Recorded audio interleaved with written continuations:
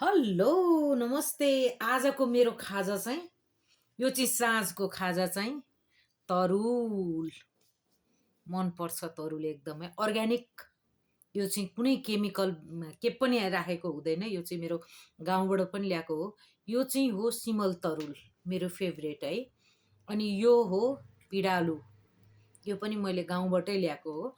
मलाई साह्रै मनपर्छ होइन। अब कतिलाई मनपर्ने नपर्ने आफआफ्नो चोइस हुन्छ होइन।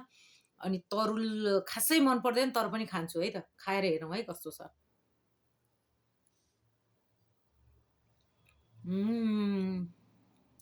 कस्तो मिठो छ। मेरो सबभन्दा फेभरेट चाहिँ यो सिमल तरुल हो। एकचोटि खाउँ है।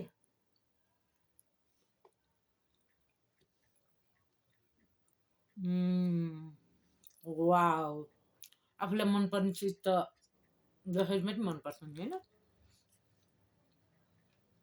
अब यो पिँडालु, पिँडालु पनि मनपर्छ मलाई।